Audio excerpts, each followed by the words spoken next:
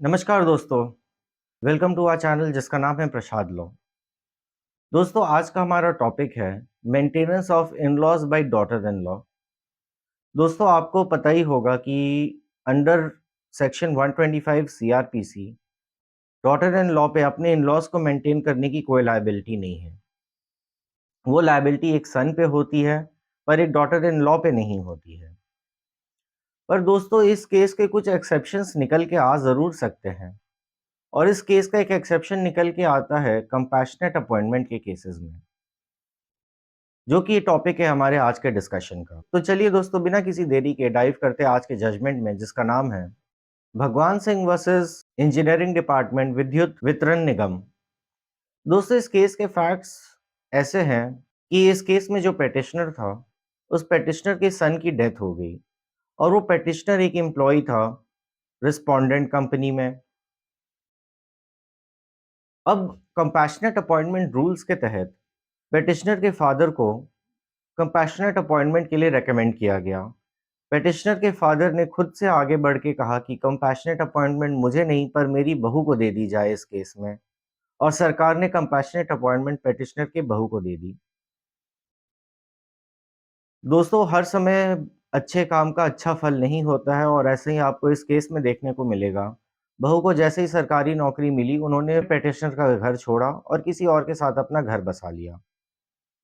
अब इस केस में जो पेटिशनर था, उसने कोर्ट से गुहार लगाई कि मुझे जीने के लिए कुछ तो पैसे मिलने चाहिए क्योंकि जो कंपैशनेट जॉब थी, वो तो मैंने अपनी बहू को दे दी और वो अब घर छोड़ के किसी और के घर चल गई।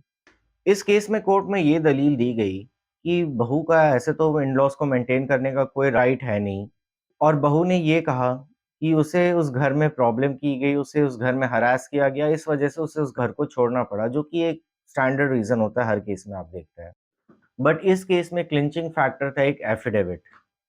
इस केस में कंपैशनेट अपॉइंटमेंट लेते वक़्त कंपैशनेट अपॉइंटमेंट जिसको मिली है उसे एफिडेविट पे भरना होगा कि जिस परिवार के लिए वो कंपैशनेट अपॉइंटमेंट ले रहा है उस परिवार का पूरा ख़्याल रखेगा वो। यानी कि बहू ने ये कंपैशनेट अपॉइंटमेंट लेते वक़्त एफिडेविट में साफ-साफ कहा कि वो अपने सास-ससुर का ख़्याल रखेगी और वो घर नहीं छोड़ेगी। कोर्ट ने ये एफिडेविट देखा और कहा कि कंपैशनेट अपॉइंटमेंट एक राइट नहीं होता है, बल्कि एक स्टेट की कंपैशन के द्वारा दिया गया ग्रांट होता है कि घर परिवार चल सके जिस घर का ब्रेड विनर यानी जिस घर की कमाई करने वाले इंसान का देहांत हो गया है। कोर्ट ने कहा कि बहू को कंपैशनेट अपॉइंटमेंट अपने पति की मौत पे मिली इस वजह से कि वो अपने मृतक पति के परिवार का पूरा ख्याल रख सके। अगर वो ये ड्यूटी नहीं कंप्लीट कर रही है, तो उसे कंपैशनेट अपॉइंटमेंट नहीं मिलना चाहिए था। इस वजह से दोस्तों राजस्थान हाई कोर्ट ने इस केस में एक एक्सेप्शनल ऑर्डर पास किया कि बहू अपने सैलरी का 30% अपने इन-लॉज़ को दे उनकी मेंटेनेंस के लिए। दोस्तों ध्यान रखिए ये मेंटेनेंस कोई प्रोविज़न ऑफ लॉ के तहत नहीं दिया गया था, बल्कि ये मेंटेनेंस कोर्ट के रिट पिटीशन के एक ऑर्डर में दिया गया है, जिसमें कोर्ट कोई भी ऑर्डर पास कर सकती है for the ends of justice. तो अभी भी कानून तो वही है कि एक विडोड डॉटर इन लॉ को अपने सास-ससुर को मेंटेन करने की कोई लायबिलिटी नहीं है, पर इससे कुछ-कुछ एक्सेप्शंस निकल आ सकते हैं और उनमें से एक एक्सेप्शन है कंपैशनेट अपॉइंटमेंट। तो दोस्तों अगर आप इस अनफॉर्चुनेट सिचुएशन में हैं, तो आप कंपैशनेट अपॉइंटमेंट के रूल्स को ज़रूर देखें, जिस रूल के तहत कंपैशनेट अपॉइंटमेंट की गई है।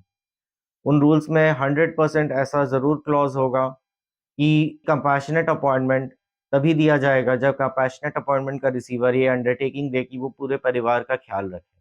इस केस में कोर्ट ने साफ-साफ कहा था कि कंपैशनेट अपॉइंटमेंट एक अकेले आदमी के लिए नहीं होता है, बल्कि पूरे परिवार के सस्टेनेंस का एक ज़रिया है। तो आई होप दोस्तों ये एक एक्सेप्शनल केस आपको इंटरेस्टिंग भी लगा हो और इससे आपको कुछ सीखने को मिला हो। और ऐसे अपडेट्स के लिए जुड़े रहें हमारे चैनल प्रसाद लॉ से।